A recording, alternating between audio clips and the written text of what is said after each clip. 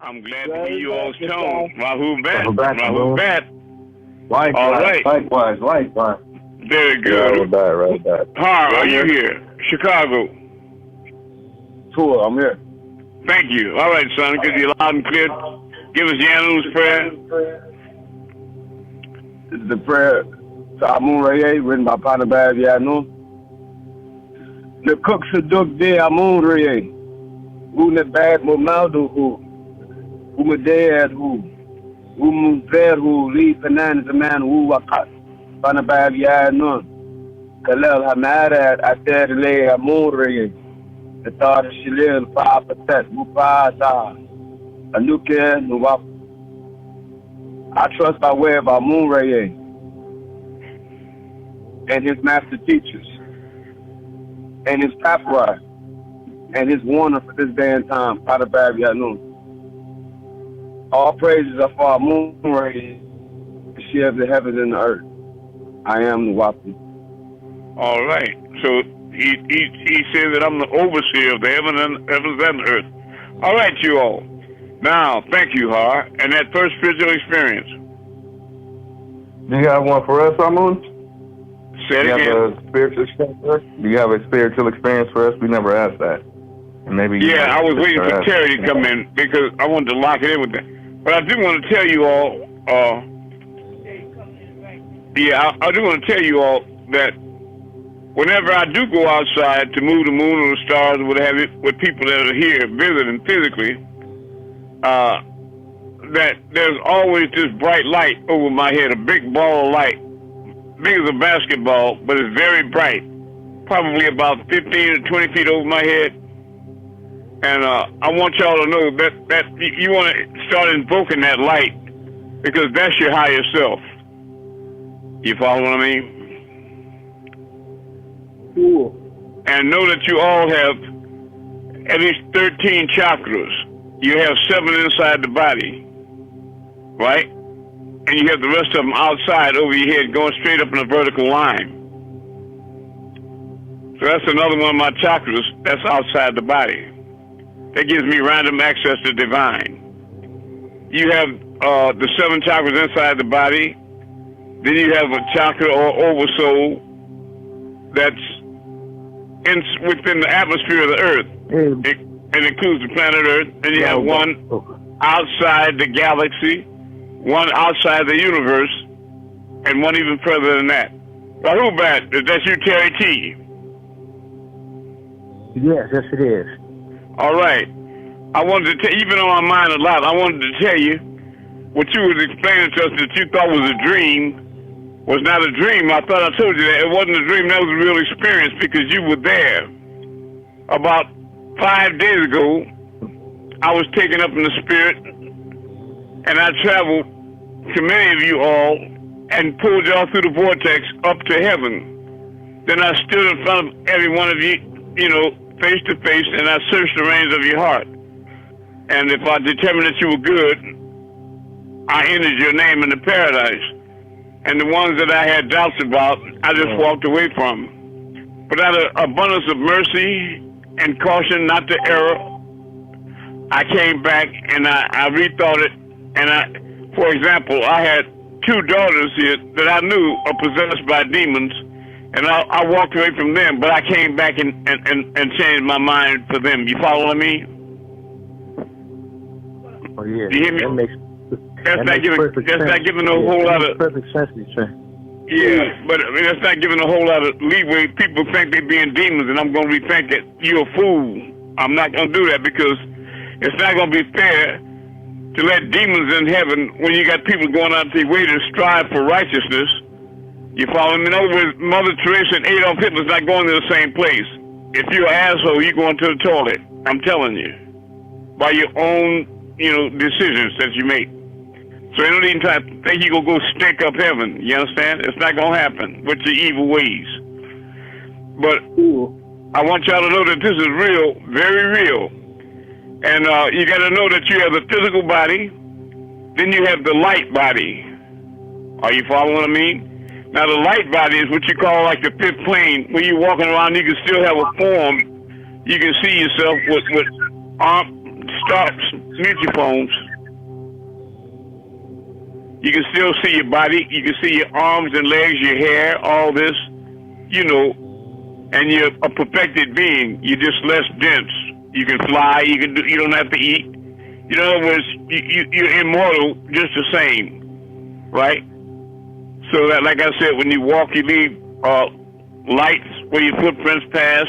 Trees light up green, light up blue around you, light up blue. And the wind is gentle. Everything caresses you in nature because you can feel that divine love with which you're in union with, right? But then you have, outside the light body, you have a soul body, understand? And that's where I brought y'all about a week ago. It was up there into that soul place. And one of the you all that I brought up there was Terry Handy in Louisiana. You follow me?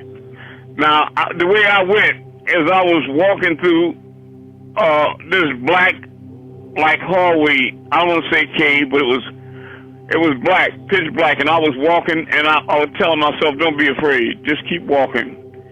And then I got to like an end of it, and I had to make a decision whether to turn left or right, so I just instinctively made the right turn. And it opened up into a wide vista, a corridor of trees, like in a beautiful place where the branches over your head connected with each other, formed sort of like a tunnel. And I was walking through there on the grass. It was so beautiful in heaven. And then with my mind, like Malachi said in his letters, he and I have the power to lift the stone with our mind, this, that, and the other. I opened up the trees over my head, and then I started levitating into the air, and I changed into a soul being, right? And that's where I took y'all. Now, Terry, if you could tell us what you remember about that day, because you gave your spiritual experience the day after that happened. If you could recant it again, I think you'll see that you and I were sharing the same experience, but you just got some of the details a little confused. You follow what I mean? You thought the vortex, the blackness was a pool of water. But I'll tell you this, when I was up there, one of the people I remember the most is Father Bad. I knew Malachi was there, and I confronted him about 3 times. There was a lot of things I wanted to ask him and say, but I couldn't mouth the words for some reason.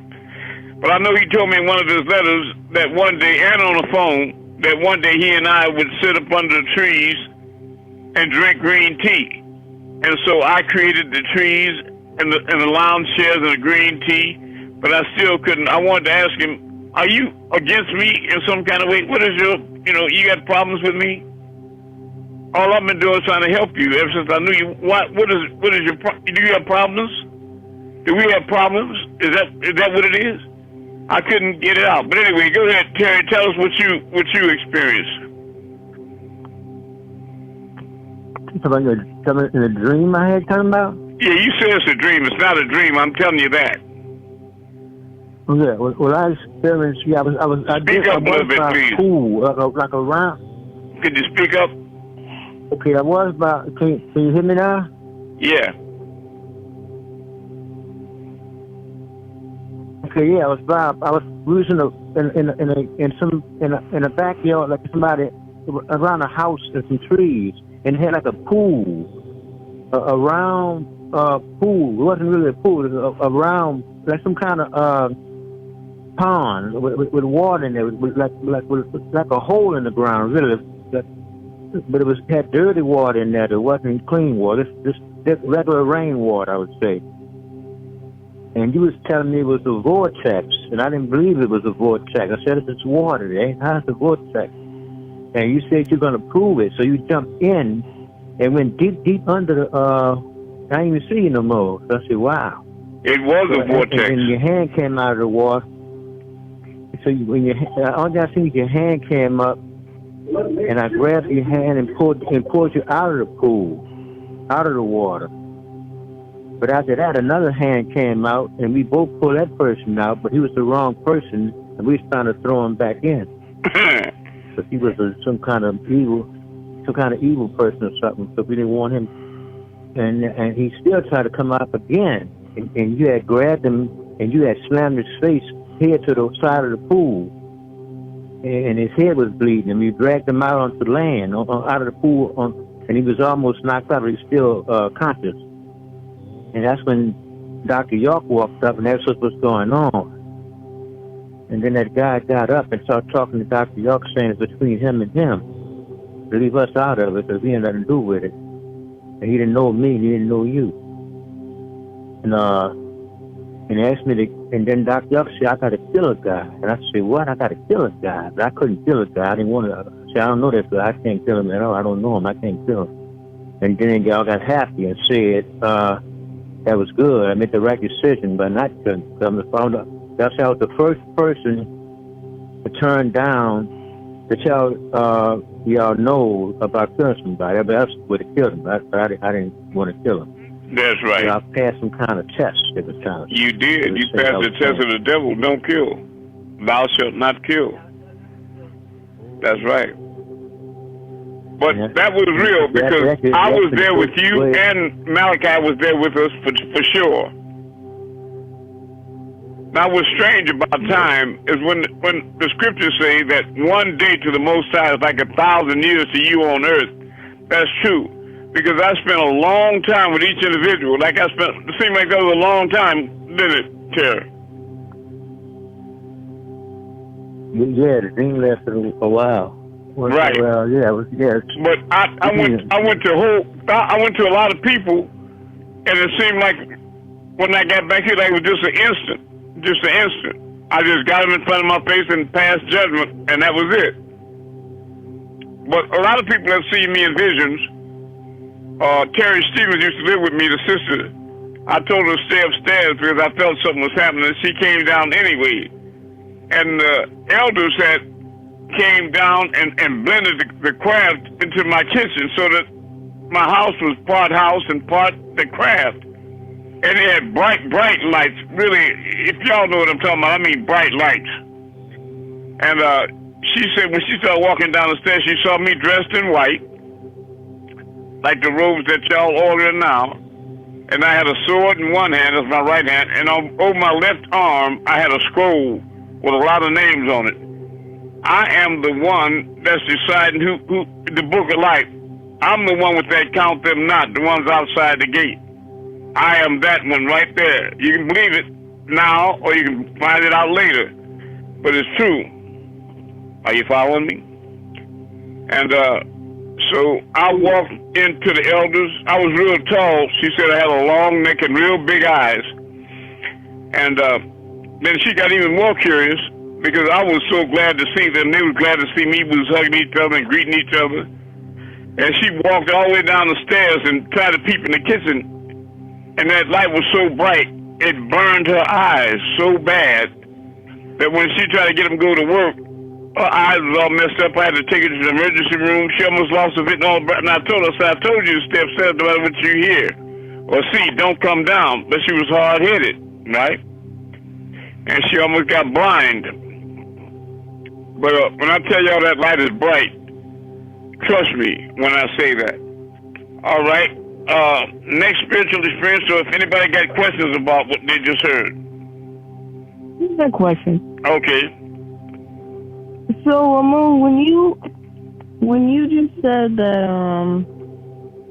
that you're the person or the one that like lets somebody like not into heaven, like what is that like? Like, do you tell them and let them know, and then they're like, you know, they go straight down? No, they just end up getting left behind. And it's not me. Let me say, I don't really decide who goes to heaven and hell. People do. Let me be clear, Jasmine. Right. Everybody is born with their name in the book of life. Let me say it again. Everybody here is born with their name already written in the book of life. Only you, by your actions, only you, by your actions, can take your own name out. You understand? Right. By what you do or what you don't do, you can unearn your name out the book of life. I got another question with that. Sure. Do those Do they get another No. chance once they realize that, or is like No, not at that point. That's the final conflict. That's the final destination. You're making your ultimate decision right now. Many of you have had more than one life. Some of you have had hundreds of lives and reincarnated on Earth many times in other worlds. You follow me? So you've had many, many chances. But there's a number of lives that you can reach, and then you don't have any more. And you all up against that wall right now. You're going to have to make the right decision now, or we are really convinced that you just a devil. That's it. And you can't be saved. But we will not put a rotten apple in with all the good people. You see, that experiment was tried before because the devil was kicked out of where? Originally. Heaven. That's right. So it's not like we didn't have demons in heaven already. That don't work. You got to kick them out. So I'm not going to bring them in. You hear me? Right. And besides, I know if I have compassion on somebody and mercy because I like them or they ain't my child or my daughter or something, and I bring them to heaven, as soon as they get there, if their vibrations don't match their environment, they're going to be kicked out under their own auspices, under their own power. Do you understand? Mm-hmm. Because they don't fit, they don't go on that frequency. That's like trying to call up the class going 666666666. You might get somebody to answer, but it won't be me.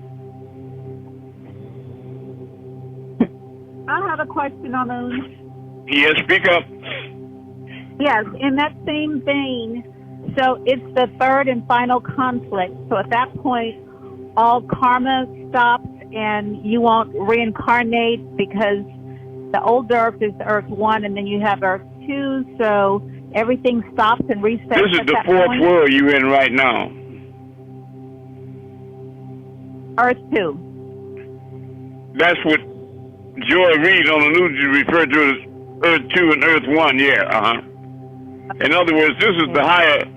You all are making some progress because you're making it through the dimensional shift and you're still with me. So be encouraged that you are headed in the right direction. But all of you that harbor deep-seated evil and rebellion inside of you, I don't hold out most hope for you. I don't. Amun, what do you mean by like deep-seated rebellion? Well, there are some people on Earth that smile. You ever been around people that smile in your face, but they really got resentment towards you? Yeah, I follow. That's what I mean. There are people that go to church and all, but they really resent the real truth and the real Creator. And they rebel at his rules and the way he created, you know what I mean? Yeah. They rebel. And some of them don't always rebel in real mean outward ways, but they rebel in what they don't do or what they, you know what I mean? Mm-hmm. They try to slow it down, mess it up, kind of, you know, try to, you can tell they what they're saying is they're kicking against the pricks. They don't like that shit. They want to be in heaven. They want to be devils in heaven. Okay. Yeah. And even when they try to be religious, they want to do the devil's work in God's name. You follow me? Oh, Danny? You understand them? Yeah. They're Decepticons. But guess who they're deceiving? Themselves. Only themselves. Because we search the reins of the heart with the thought before the thought. When I stand in front of you, I know whether you're good or evil. They ain't going to make no difference. Now, when I say good or evil, all have fallen short of the glory of the Most High. So we're not asking people to be perfect, but to have a preponderance of good. In other words, if the good in you outweighs the bad, then you can go back to heaven. But if the negative energy in you outweighs the good, you belong in hell. And that's where you'll go. That's where your fear is. That's your frequency. You a 666 thinker. That's it. Go ahead. Like that song, the OJ tab, Backstabbers. Smile in your face, right. stab you in the back. Smiling in your face and all the time trying to take your place. That's right. That's right. A lot of niggas want to be me. Like Malachi kept saying, nigga, you can't be me.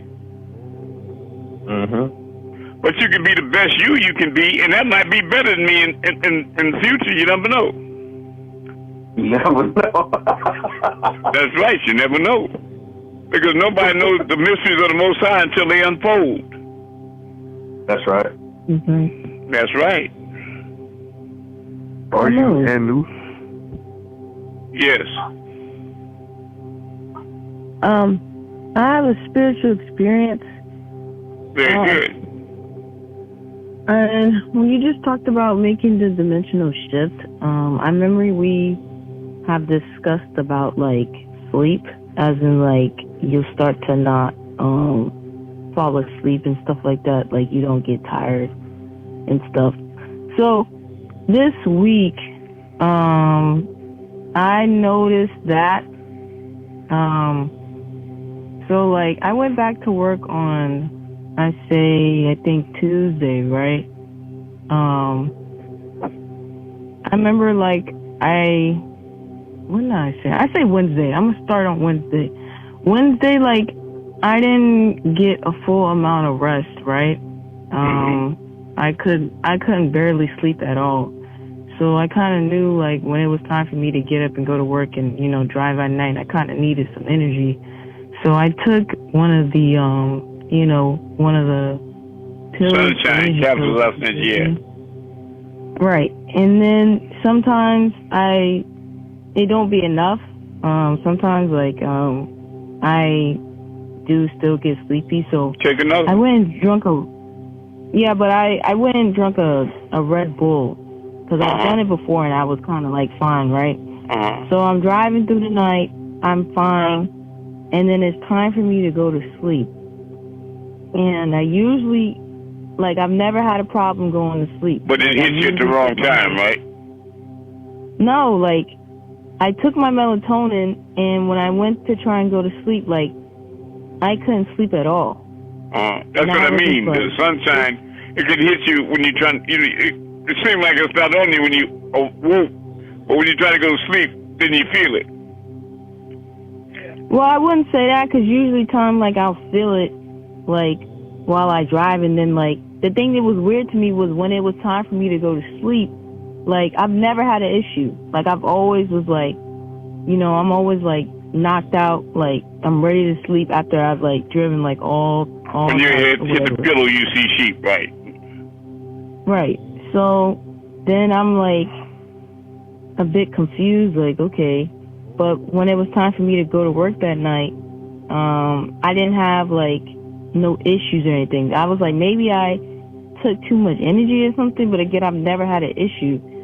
So that night, you know, I only had to drive for like 5 hours this morning.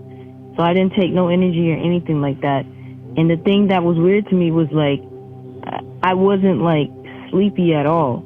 Like when I was trying to go to sleep, I did put on the that heaven video that you sent us this week with the guy, and it was like, you know, usually time when I'm in class or like, you know, I play the class, like I'll go to sleep and I just couldn't, and then like you mean Cosmic Traveler? Higher self. Okay, go ahead. That's the one that I used. That's the one that I used when I shifted through the vortex and came and pulled you all the way up to the soul heaven. That was the one I had on. A lot of people will not agree with me. They'll just holler, he's a white man. He's a white man. I'm not going to do it. That's a rebellious spirit that think I'm going to give you something that is no good. Remember, all information comes from the all, right? And there are some white people I'm going to take to heaven while a lot of black will get left behind. Because nobody knows what's inside the sun. You understand what I'm saying? I don't judge people by their color. I judge them like Martin Luther King said, by the content of their character. It just happens to be that most white people are devils, that's all.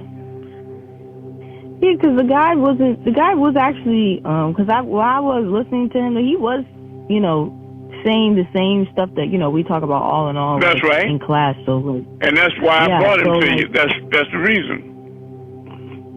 So, like, while I was listening to him and trying to go to sleep, it was more like I wasn't asleep, but I also wasn't awake. So it was like more like, you know, like in a meditated I understand. like, state I was. What it is that he can capture you in a way where that you it's too interesting to go to sleep. I understand. He can keep your attention because he'd be striking he'd be striking chords deep inside you. Right. And so, like, that night when it was time for me to, like, you know, go to work and stuff like that, it was like I wasn't tired. You know, it was like kind of like, again, that was like really, right. It was like really weird to me because it was like, you know, I didn't sleep at all. Like, it's like I've literally been awake for like more than 24 hours. But you were raised up in the spirit. Your vibrations were raised up, and that's the same as energy. And so you wake up. That's why spiritual people don't have to eat or they very seldom sleep, but they always have high energy. You follow me? Because their vibrations are high, and they don't need sleep. Right, and I think that's what happened. I was raising my vibration, and I'm raising up my vibration. Like I'm. That's where I'm going towards. Like, you know, now. Yes. So I felt like that right there was like that little experience of like what can happen when you do raise up your vibration. Like, you don't tend to go to sleep. So, yeah, I want to share that. I love you. That is an indication that your vibrations are raising up. And that's the job I'm here to do. I'm you all servant. I'm here to do that. Now, I think his brother Walt has something he wanted to say or add or a question. No, that was Aaron. Okay, Aaron, how are you? Did I give you a tracking number, Aaron? Not yet, no. Okay, give me my wallet, please. And there's somebody else got a tracking number too. It's Walt in California. So y'all get something to write with. But go ahead. What's your question, Aaron? I just want to add to that I truck drive as well, and I know when I don't get any sleep, I just decide not to eat, and that keeps me able to go through my whole work day, whether it's 12, 14, or just 16 hours the whole day. Like, if I don't eat the whole day, I can stay up. But as soon as I eat anything or eat anything with carbs and sugar, I immediately get tired. So you find yourself. Well, one thing about it, in order to digest your food, the blood leaves your head to go to your stomach area, and that makes you drowsy as well. You follow? Now, Aaron, you said you were trying to explain something, I think. Or you got a question? No, I was just piggybacking off what Jasmine said. Like, oh yeah, about the driving the truck. Yeah. But I got a lot of confidence in your growth, Aaron. I want you to stay closer. You hear me? I got you. And I don't feel any rebellion in you at all. Do you understand? I understand. And I usually don't say that like that in the open, but you know. All right. I need to hear that because I be questioning myself. Well, that might be why I said it. I don't know. Keep doing what you're doing. Being the way you be. Just keep doing Aaron. Yeah. You never know. I told you about the 144,000 that he sent 124,000 prophets, 315 apostles, 113 messiahs, and one Mahdi, Ahmed. And in later days, end times, he sent 19,000 more that never incarnated on earth before to make up close to, around that number of 144,000. Do you understand? What I'm saying is that those prophets of old, like Moses and his brother Aaron and all that, and Jesus, Muhammad, all you guys are back. Ruth, Esther, Miriam, Fatima, you guys are back. Esther, I don't think you hear me. I hear you. I hear you. That's right. But it might not be a coincidence that your name is Aaron. I understand. I talk to her. I talk to her a lot when I be driving. That's a good thing. Yeah, so we always we don't. He always keep me on the straight and narrow with it when I'm talking to him about it, and I kind of got an idea, but I just don't know, so I don't say much about it. Well, Har's my son, so that's a good place to be. I'm glad that you got confidence in him. All right. I got experience with Har. Go ahead. Sorry. I apologize. Go ahead, brother. All right. I was just saying I got 2 babies in my hand as we speaking. So I love that. You see, that's you right there. That's Aaron. 2 babies in your hand. There it is again. Isn't that typical? I understand.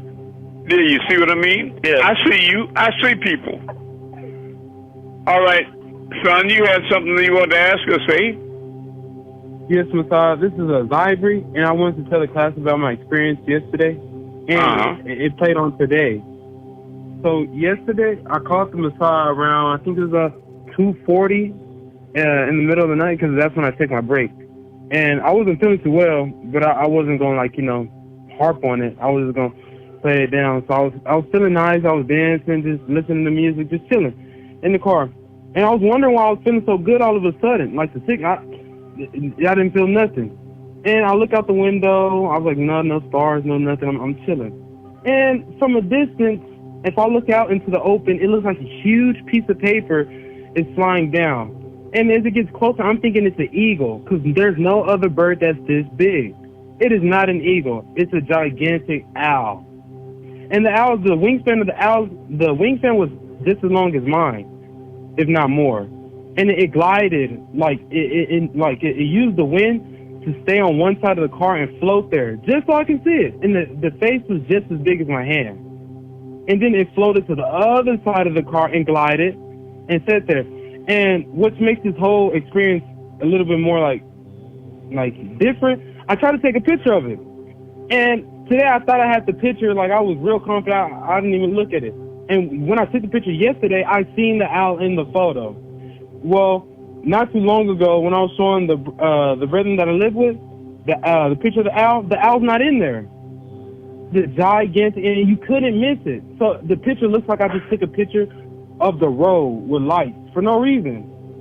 It doesn't make sense, but yeah, the owl, and then the owl just went off into the distance. And what did I tell you? Who? The owl always says who? I asked you, what did who represent in our language? And you got it right. You said it represents the creative force of will. And then I asked you, what does the owl say, the wise old owl? Who? Right. That's a sign of the what species I told you, of extraterrestrial? The Anunnaki? That's right. Keep on moving. Are you here tonight? I guess not. But she's another one that has frequent visits from the owls, right? I'll be hearing it too. Yeah. I follow you. Because you all are different species. Many of you here are Anunnaki. I have Anunnaki in me too. I was hearing it for the past seven nights. I've been hearing it, but I don't focus on it. I just hear it. Yeah. Well, I was hearing them here on this property here. About, you was hearing them, right?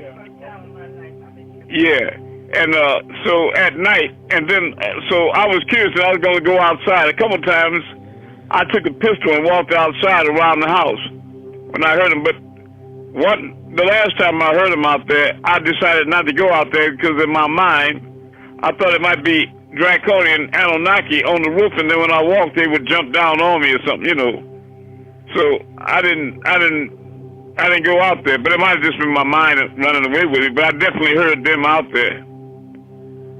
They were out there calling for me. Let me explain to y'all.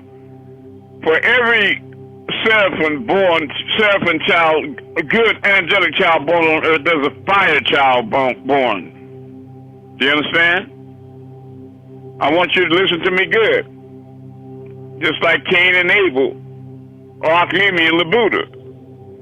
There was a good sister and an evil sister, a good brother and an evil brother. And everybody by now knows which one you are. If you're the hell-raising evil snapdragon, then you know that. That don't mean you can't be saved. But I tell you, if I can't save you, you can't be saved. Believe that.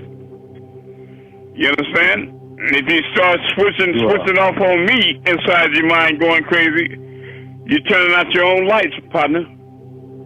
But I'm serious. You know, there's a seraphim born for every one of them, then there's that fire child born. Now you can recognize, you know, seraphim is like Aaron said, I'm sitting there holding two babies, you know. But what I mean is that the fire children, one of this, so like if you ever, anybody here ever see any black-eyed children? No. Yeah, children with black eyes or black-eyed people. I had a guy used to work around my house, do maintenance work, and he took me to Carolina to buy some carpet. We coming back in the truck, and he started talking about this long time, and then he went to a nightclub with this woman that used to go with a friend of his that went to penitentiary for murder. And while he was sitting there with the man's woman in the club, that this guy walked up from nowhere and was standing over the girl and was standing in his eyes, and he looked up at the guy's eyes was just black holes, jet black holes. And he said he didn't say nothing to him, no hi, how you doing? And he just got up and left him like, here's your woman, nigga. When he saw them eyes right there, he didn't have nothing. It wasn't no explanation. He didn't want to hear. That was it. You know, he didn't want to talk no more or nothing. That was it right there. He already knew that it just says right. That's it. But I saw that one time on Earth, twice on Earth. I saw those black eyes. One time, Walter knows this guy, Michael Mumford, that used to be a fireman with Walt. California Walter. Amun now. Yeah. And I had a cat named Fink that she was very spiritual and close to me, and some black reptile cut her throat and put her in the garbage can. And I was missing my cat. And Mike came over, and he was real negative toward me and evil in that period of time. He was shifting. And he called himself bringing me a cat to replace Fink, and it didn't look right. And I come to find out it was a wild cat that he had got out the mountains, you know. And while he was standing at my bedroom door, the cat had walked around and stood on his hind legs and put the paws up on the mattress. And I turned around and looked at it. His eyes was jet black holes. Jet black. Wow.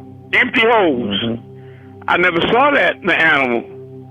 And he walked off, and later on, I tried to pick the cat up to pet him, and that goddamn thing tried to scratch me down to the bone everywhere but loose. Just went like a wild cat and a demon possessed. Wow. And I was so strong, I grabbed that rascal by his rib cage while he was scratching, and I hauled off and I throwed him up against the wall so hard, the house was shaking. And somehow or another, it didn't kill him. But he dropped out off the wall and he ran like blazes. And he jumped through, he made a hole in the wall in the plaster, you know, in the drywall, and jumped in and went in the wall to hide from me. And I'm talking about he stayed in that hole, and I didn't see, I'm not lying, and he was right, because I was going to kill his natural. And Mike came back about, and that's the way I feel about devils. That's the quiet reality. They're not safe around me. Yeah. And Mike came back about 4 days later, and I told him what happened, and he said, "Where?" I told him, and he went. The cat came right out and went to him. It's funny, and I asked him what he did with that thing. He said he gave it to his daughter Ryan for a gift. I was like, damn. But the first time I saw that, Malachi was having a court trial here in Millersville, Georgia. And I called all the radio stations and TV stations. A lot of the Wabians were in place like that. And I told them to meet us at the courthouse, and it was 3,000 or 4,000 Wabians there, thick crowds of them. And because I wanted everybody to know, the white folks to know that he wasn't alone. We cared about him and loved him, and, you know, in support of him. You know, not to try to pull the kind of shit they pull, you know.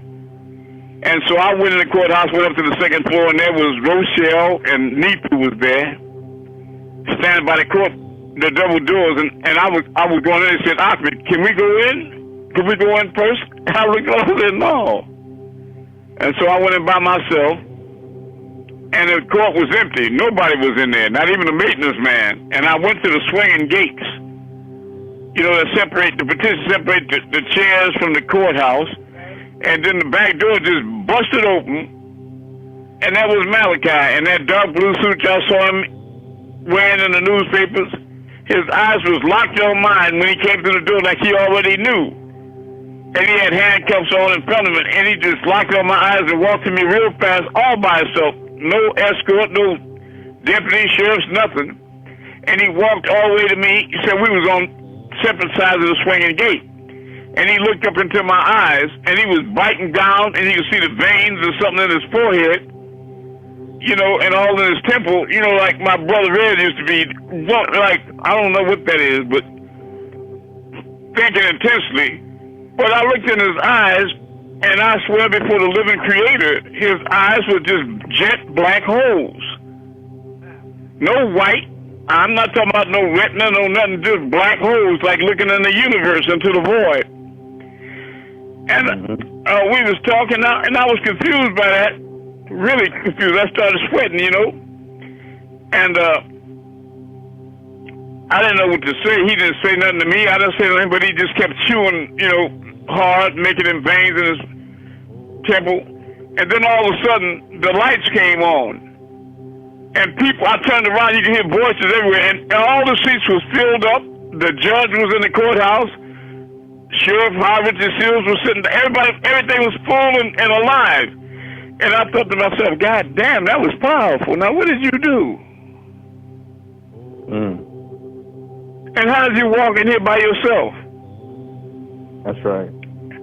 And I went to sit down, and all them young guys, they were disrespectful, rebellious reptiles, fire children. And so I said, okay. So I just walked down the rail to the wall, and I turned around in my suit, put my back to the wall, and slid down on the carpet and sat on the floor. That's right. And I was staring at Malachi's head, his temple. He was still biting down, looking forward. And then they had intermission, or whatever you call it, recess. And I went to the bathroom, and Dr. Bright was there. We were standing next to each other in the bathroom, and at that time, he got a beeper call, and he said, Dansberger, I got to go deliver a baby. You can have my seat, sit next to Dr. Kimbrough, because you know these young punks are disrespectful. And so I went in there and sit next to Dr. Kimbrough, a friend of mine, a doctor of internal medicine. And as soon as I sat down, he was talking about, because I was the ambassador to the Empress of the Washita, that owned the Louisiana Purchase from the Gulf of Mexico all the way up to the Canadian border. He was talking about, why don't you talk to the Empress about letting us bring computers and equipment for schools and colleges and offices here without being taxed, and we'll make millions of dollars. Now, he was talking, and my mind was so into what I had this experience, I couldn't hear, but something kept telling me, turn around. Turn around. Well, it was the third time I saw those black holes. And I didn't do it, but finally I turned around, and over there was Sheriff Howard Richard Seals with his fat white ass. He had turned all the way around his head like the exorcist, all the way around, was staring at me, locked onto me, and the white man, had two jet black holes in his face, the same jet black eyes. And I looked at him, and I started talking like a duck. I couldn't even make sense to myself. And Dr. Kimbrough was saying, what are you saying? I said, I was talking like a duck. Shit. I can't find no words. I don't know how to, and I'm very seldom lost for words, I'll tell you. But I was lost for words that day, you understand? But anyway, later on, Malachi called me from penitentiary in Colorado, and he was talking, he needed to do this, do that, the other. I needed to record all my books and do all that. And he slowed down for a minute. You know how fast he talked. And then I asked him, I said, you remember that day in court in Millersville you walked up to me and you looked up into my eyes, and your eyes was jet black holes. And he said, you were supposed to see that. And I was saying, that's not an explanation, really. I mean, why? And I said, why? Why was I supposed to see that? You know, and I said, why was I supposed to see that, right? And then he went off to something, and he said, the people in Georgia are illiterate, and I'm going to have to write another holy tablet, they're illiterate. And then when he slowed down talking, now, first when I first asked him about the black eyes, I heard him drop a bunch of papers, and he dropped the phone. You understand? He dropped the phone and the papers. Then he picked up, gathered and stuff. He said, you were supposed to see that. Then I told him, I said, and Sheriff Seals turned around and looked at me. His eyes were jet black holes just like yours. And this is what he said exactly. He said, oh, Sheriff Seals, now him, he's sure enough a reptilian. Wow. And I thought to myself, what you thinking, right? But I remember also on the phone,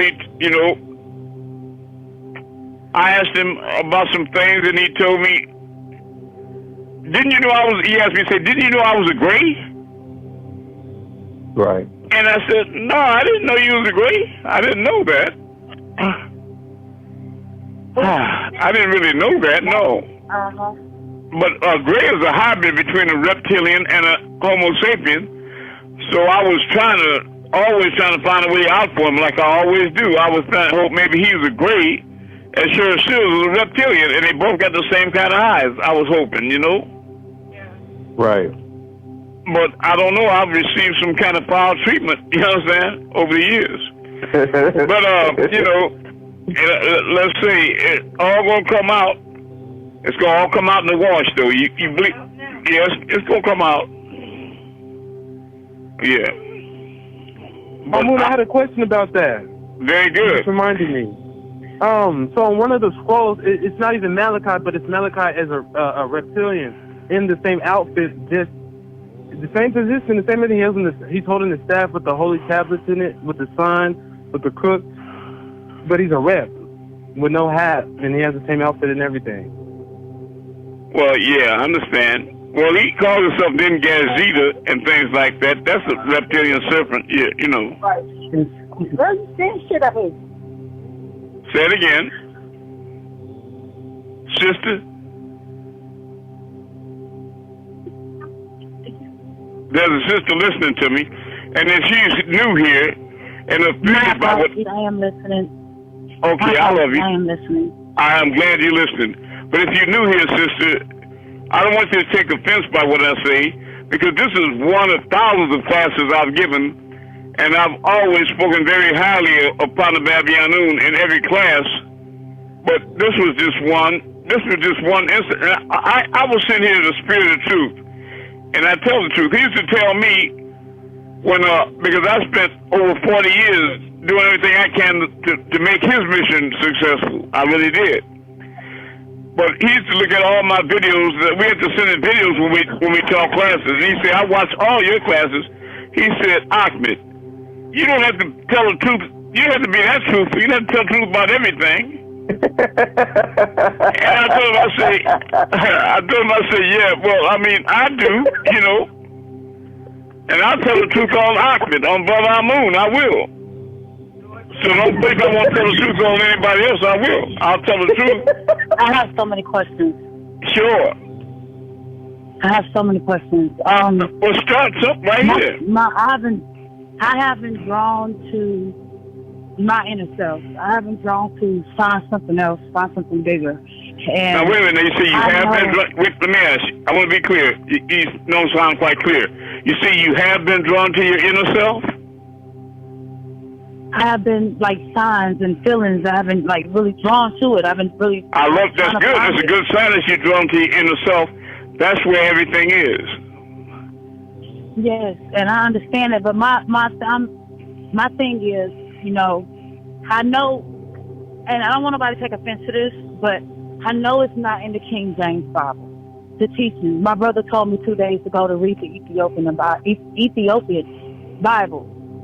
And I believe that. Am I going about things the wrong way? Do I even? I don't look. No, because your heart. If you're a truthful person, you see, like me and Malachi, we will get through with something called a farcon.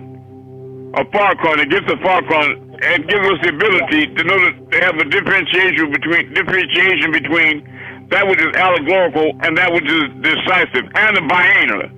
We have the ability to intermarry the scriptures. You follow me? So that means if I go through the Bible or the Holy Tablets with you like that, you'll see things you never saw before, but you'll know they're real. You follow me? Because I can show you what's under the paint on the wall. I got letters from him where he says, you know, you and I have that third eye is activated and we can see into things. I was thinking to myself, oh, you know that about me, huh? Yeah. But I know that about him too. Go ahead. Okay, I just don't really know where to start. I have been procrastinating. I'm very truthful and I take accountability. I have been procrastinating. But you are here now. What is your name? What's your name, sister? My name is Maria, but everybody call me Shy. Shy. All right, everybody, welcome Maria. Spell it for me. Maria. Maria. My name is Maria, but everybody call me Shine, like sunshine, but shine. Oh, I apologize, Shine. Everybody, welcome Shine to the class, please. Welcome home. Welcome home. We love you. Welcome home. Much love. Welcome home. Thank you. All right. Today, I have been drawn to, you know, stop smoking weed and stop smoking cigarettes. Just cold turkey. You know, it's been a struggle though, but I know that's something telling me on the inside in order for me to connect. I have to get rid of everything. So I've been purifying my body. I've been taking oregano oil. I've been taking wormwood, black walnut oil. I have been trying to cleanse myself because you know what's going to cleanse you the most, sister, is your personal niyat, your intention to be cleansed. That's what's really going to do the work. But go ahead. That's right. That's okay. Okay. Well, I just know that it wasn't by chance, you know, that I got this message on TikTok because I have been searching and I just don't know where to start. Wherever you want. Just start where you feel comfortable. What's your first question? What do you want to know? First question? Yes.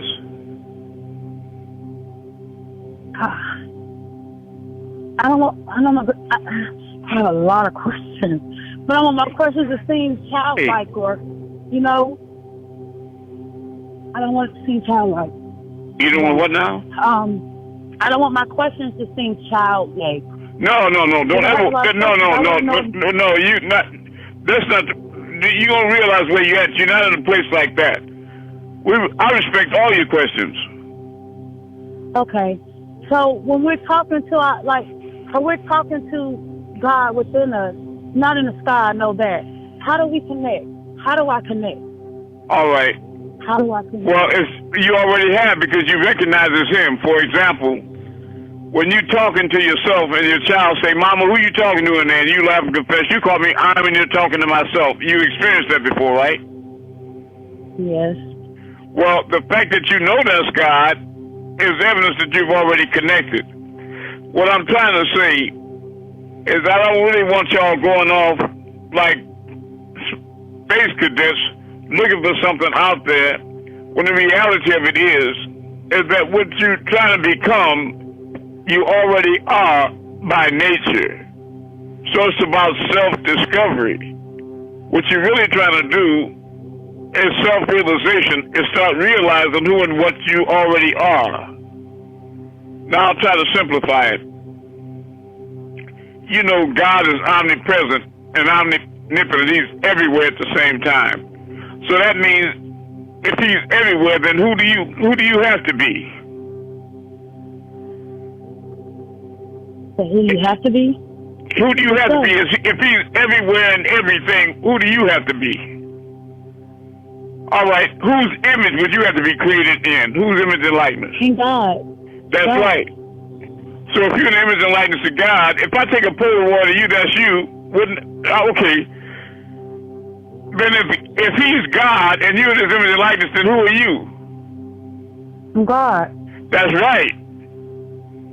So this is what happens. If a dog have a puppy and it grows up, is it still a puppy or what would it be? It'd be a dog. That's right. So if you're a child of God and you grow up, what do you become? God. That's right. God like? God. No. God. God.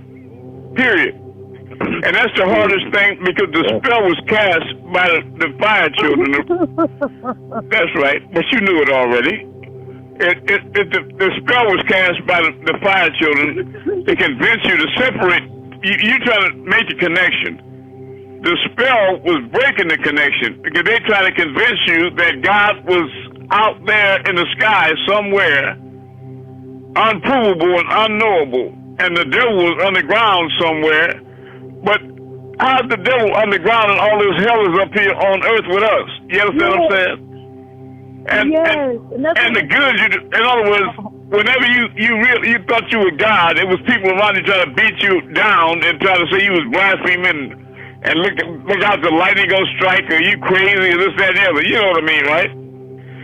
But but it's true, you are God.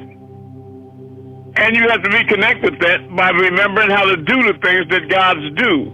And we'll start tonight, Shine, because tonight you're gonna move the moon and we're going to put your face in it while you move it. Left, right, up and down, clockwise and counterclockwise, okay? At 10:30, at 10:30 tonight on this class, you're going to perform your first miracles as God. That's my word. And if that don't come true, don't ever believe nothing I say, okay? Say that again. If I don't have you moving the moon tonight with your face in it at 10:30 p.m., left and right, up and down, clockwise and counterclockwise, don't ever believe anything I say again. Okay. That's fair? Yes, sir. All right. Next question. I have a question. I'll do my best. Speak up. It's Kim. I love you. You know I do, son. I love you. Yeah. It's Kim. That's what they did. That's why they did what they did to him. And I've been brainwashed. I always say we all were brainwashed. We were all brainwashed. Even the very elite were fooled. I mean, intelligent niggas was fooled. Yeah. It was a low down dirty shame what they did. But don't keep looking back at that. Now it's time to look forward. God never looks back. You can keep going over what the devil did. Now, don't worry about that. You got forever in front of you. Don't soil your heaven by dragging hell with you. Let the past be the past. Let the dead bury the dead. Thanks. That's right. Next question. What does that mean? I have a question. What it means is this. People that have family members or friends that passed away and they had deep ties to them, I always tell people don't really go to funerals of loved ones. And they get shocked, you know. And I tell them, well, the reason for that is if you really love that person, had emotional ties, when you look down in that coffin and in that grave at that person, when they throw that dirt on them, a part of you dies with them. The part of you that belongs to them dies too. No, you keep that person in your memory alive and well like it was the last time you saw them. Always keep them alive and well in your mind. You understand what I'm saying? And you let the dead bury the dead. Do you understand that? Yes. Right. Now, the truth is hard, but in ancient Egypt, when people were born, they used to dress in black. And when they died, everybody dressed in white. Because everybody knew that birth was a tragedy because you were born into this hell. And death was the final release to go back to heaven.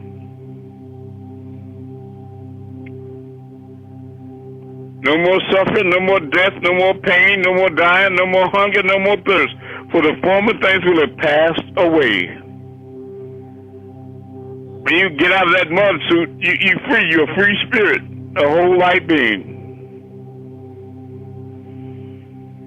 But they taught you to be afraid of death, and that God was out there somewhere in the sky, right?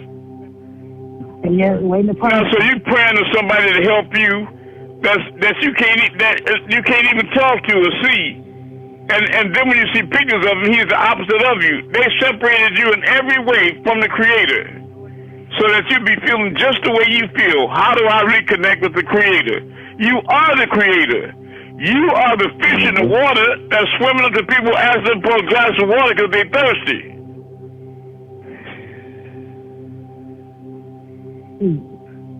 They forgot they're in water.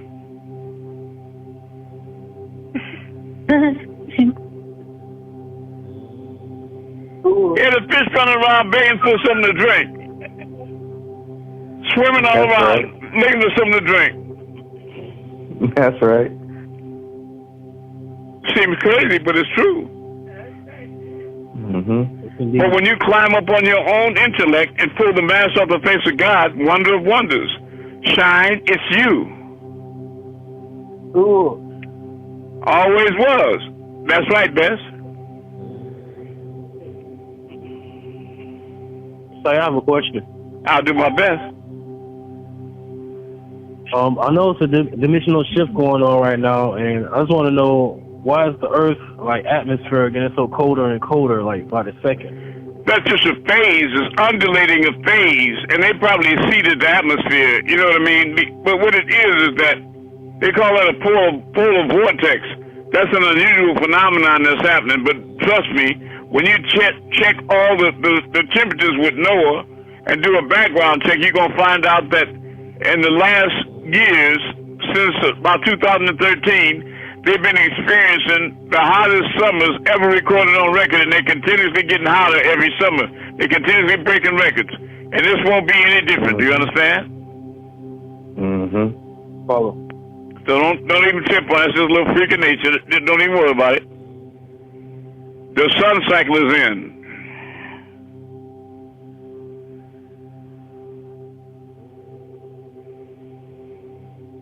You know, I mean, right here in Georgia, about 3 weeks ago, it was over 77 degrees.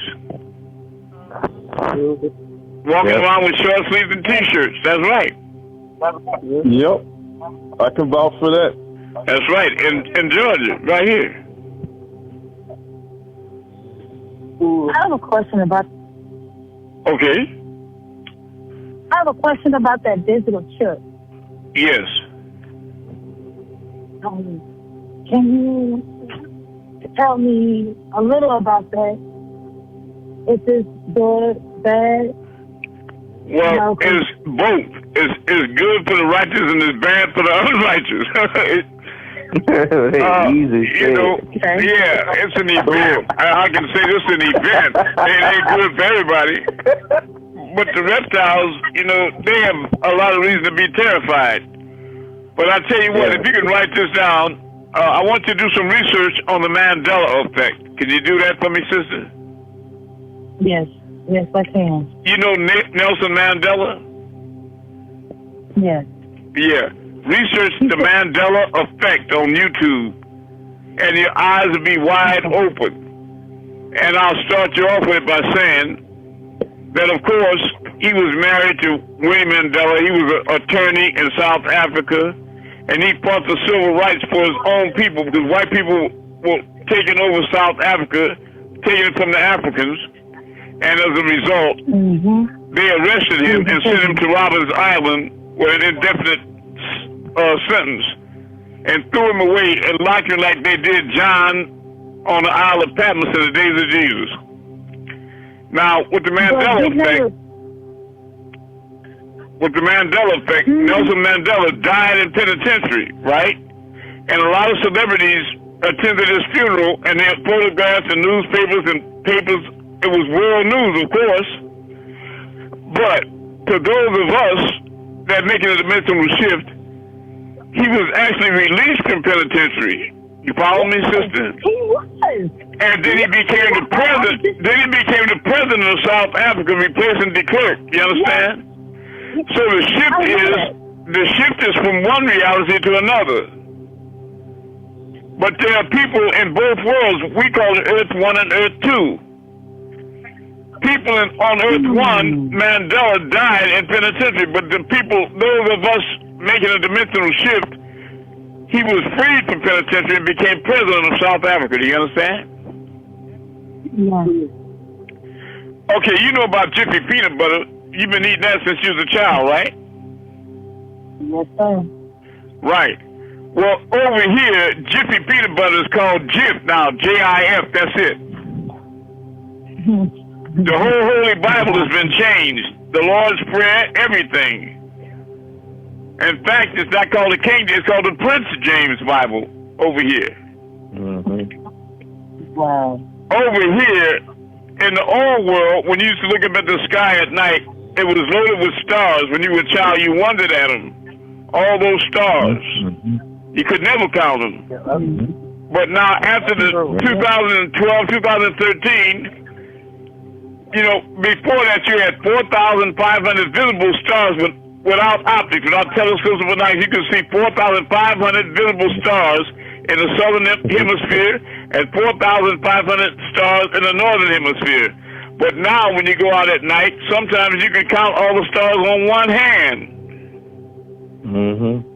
Where'd the stars go? I'll tell you something that you're really going to be tripping on.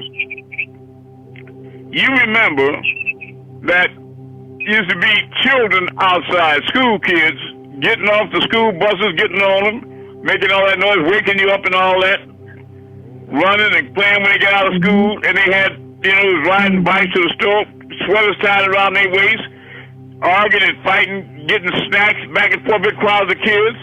But now you don't see all the little children anymore. Where they at? They don't be outside. You said They again? ain't even outside. Yeah. That's right, they're not. But I'm asking you, where are they? I don't know. Do you see? In the house. On game. No, they're not in the house. Let's try.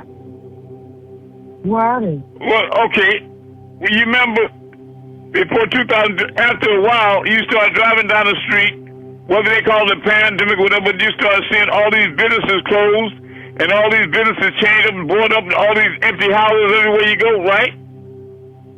Yes. Where all the people go? Where all the businesses go? Right. See, there's a new heaven and a new earth, and the former things are passing away. Right. But I'm asking you to study the Mandela effect and then come back, and then you'll have a better foundation for your question, right? Okay, yes. I have a question. I'll do my best. Why is it like Nelson Mandela, like, so you know how we just discussing like the Nelson Mandela effect, like why, like, did it start with him? Like, did it start with that incident? Well, the timing was that was the biggest event right there that marked the beginning of the dimensional shift, right? And since he was a internationally known figure, people latched on to Nelson Mandela and just called that whole dimensional shift the Mandela effect.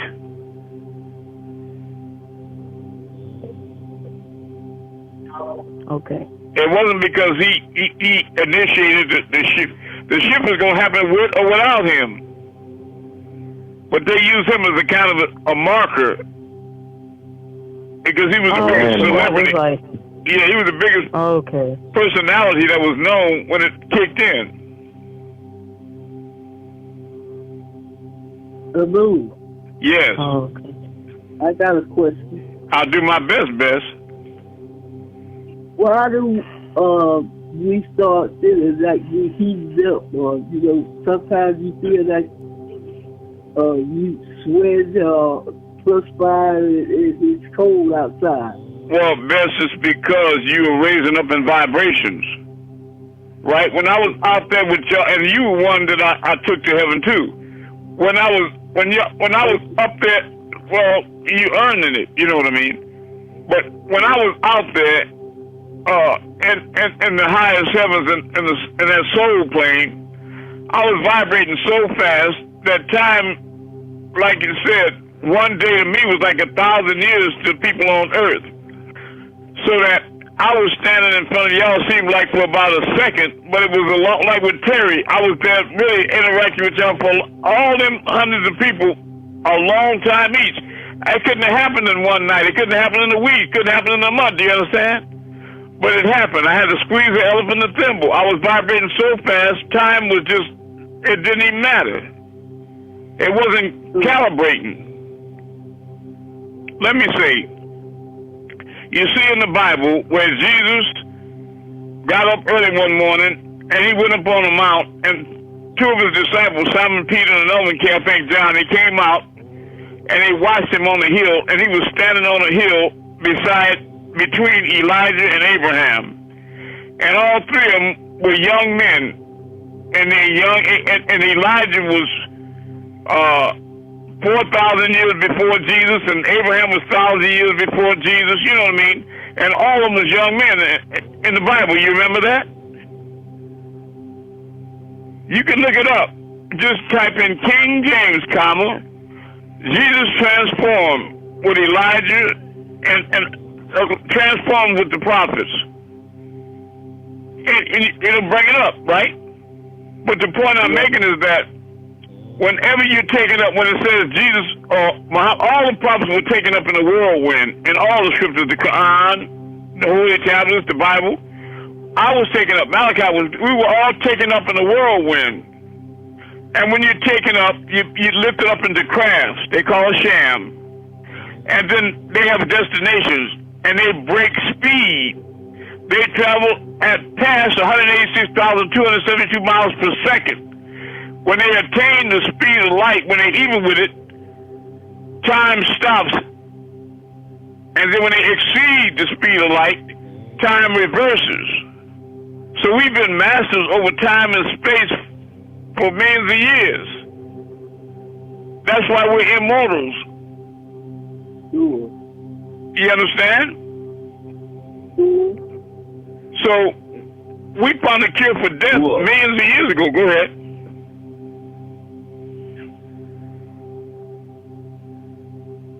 Brother? I have a question about that. Very good. Next question. Is that in relation to the circle of remembrance, like the cure circle? Oh, you mean Dicker's circle? Right. No, a Dicker's circle is something quite different. But I think you're talking about the wheel of life, like karma. We're all on cyclical. God incarnates every 25,000 years. Malachi did a class on that. Look, type in Malachi Z. York. You should always have a pencil and paper with you with me. Malachi Z. York, comma, God incarnates every 25,000 years, comma, YouTube. Malachi Z. York, comma, God incarnates every 25,000 years, comma, YouTube. And he'll tell you, so that's why I'm here. Because Malachi has been here for he's been active on the seat for 25,000 years. Now it's shifting over to Amun. Do you understand? Sure. It's three of us. Actually, it's four. There's Amun-Rayay, that's a female, and she looks like a violet ship, a translucent violet ship about the size of a medium-sized car. She sends her light down to the other three. To Amun-Rayay, she sends it down to Amun-Rayay, and he lights up yellow. And she sends down another light to Amun-Rayay, he lights up red. And then she sends down a light to Amun-Rayay, myself, and it lights up blue. Like the three suns that revolve around Risk. Or the three Mims, you follow? Or what they call the Trinity.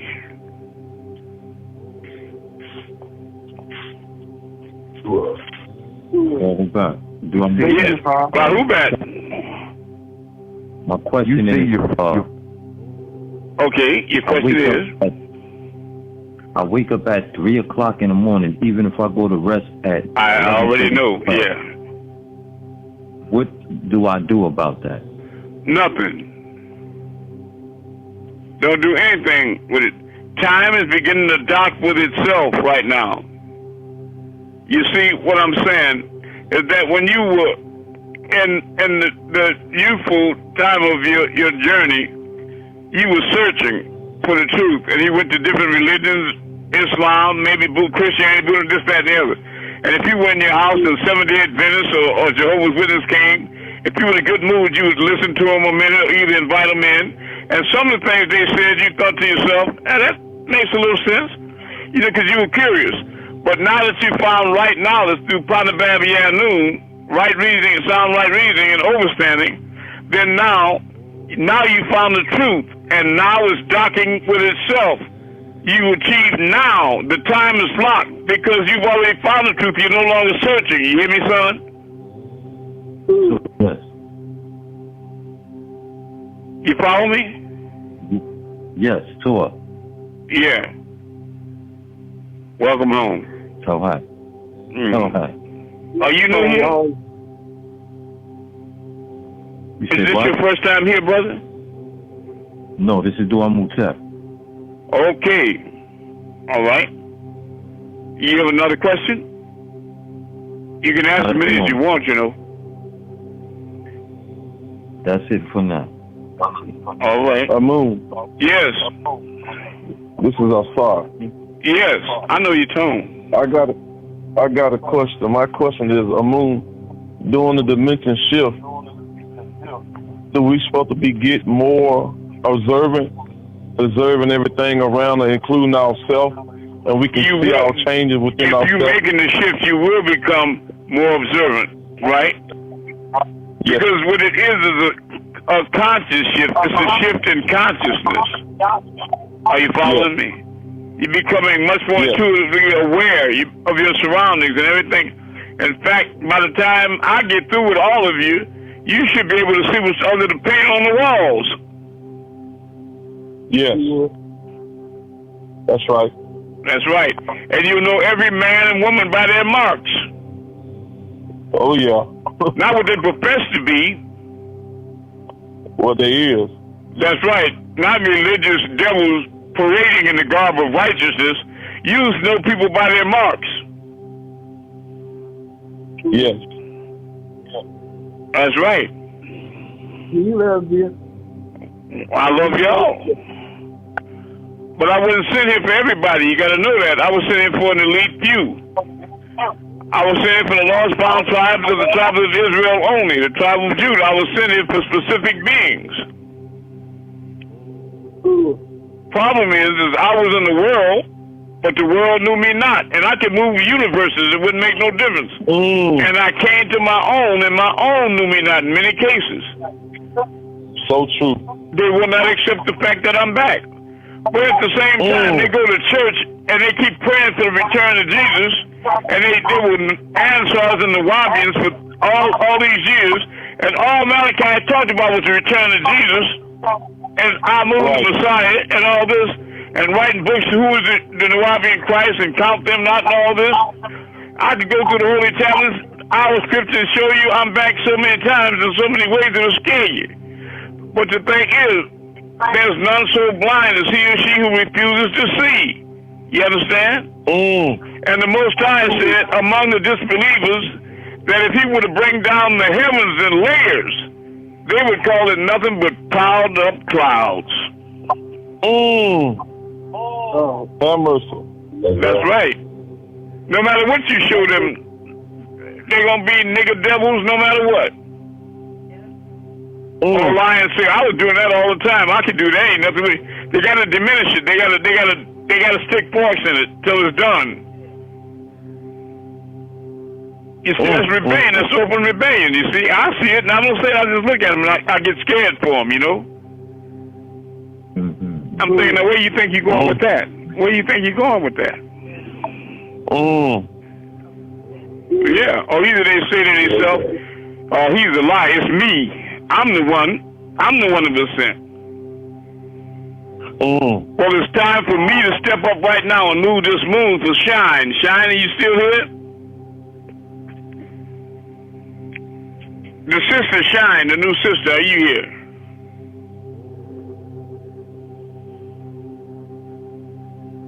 Hello? Can everybody hear me? I can hear you. I can hear Moon. Okay, if the sister Shine, are you here? Can you come forward? Let me hear your voice.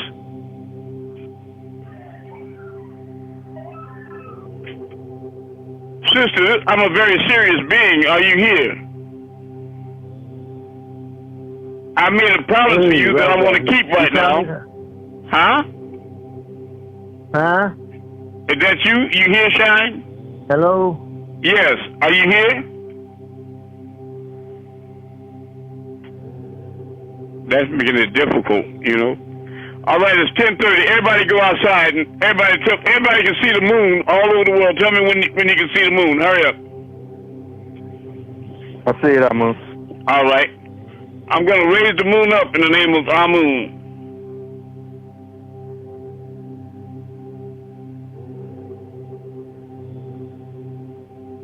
Moving up. Yes, sir. Now I'm going to drop it down in the name of Amun-Rayay.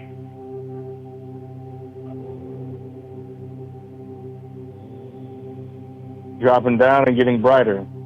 That's my energy. All right, I'm going to make it move to the left in the name of the Messiah.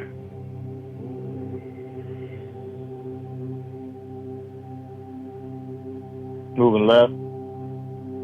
Now I'm going to make it move back to the right. Moving right. Now we're going to take it in the circle, clockwise, with your face in it, Walt.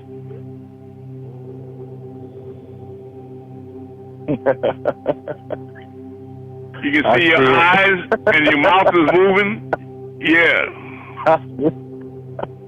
Yeah. Thank you, Amun. I love you. I love you more. All right, who else sees the moon? I got a question. Yes. Well, I got to finish this right quick. Wait a minute now. I have to finish this. Who else sees the moon?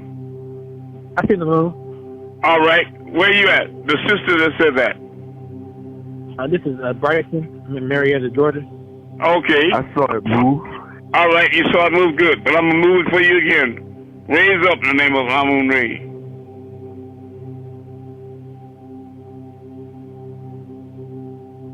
Going up. All right. Now drop down in the name of the Messiah.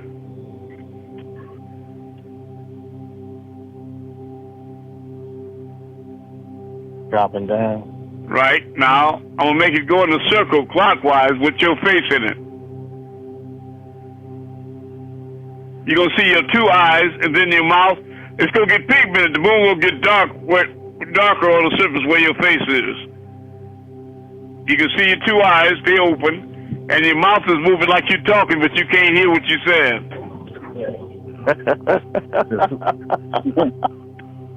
There it is. All right, I love you. All right, look, I'm sorry for the sister Shine that she wasn't here. I just hope she was silent and was out there bearing witness. But if she's really looking for the truth, you can't, you know, Malachi say, only a fool ducks when the truth is thrown at them. The truth is thrown at him. Huh? That's right. That's right. That's right. Don't duck us when the truth is thrown at you. Because the truth is coming straight from the Most High Creator. I love you all. I love you all with all my might.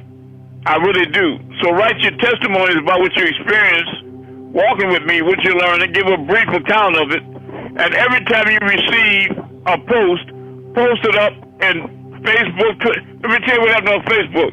They cut me off again the other day. Completely off. Dead. No passwords, nothing worked. And then what I did is I went inside and I told the one that owns Facebook and all of them, I said, I'm going to tell you something. Stop playing with me. And I started messing up all their computers and machines and networks, right? And so about 30 minutes later, I went back on and it was back up, you know. That didn't happen about 5 times, but this time I left a message on that form and told him, say, look, y'all better stop trying to hinder the truth right there. The Most High is losing his patience. I didn't tell him what's going to happen the next time, but I'm not playing, you understand? I told him I move more than stars now, you know what I'm saying? You better put that stuff in your pocket and walk on the way. I love you all. I really do. Meet your authority. Amun-Rayay as a servant to 144,000. Peace.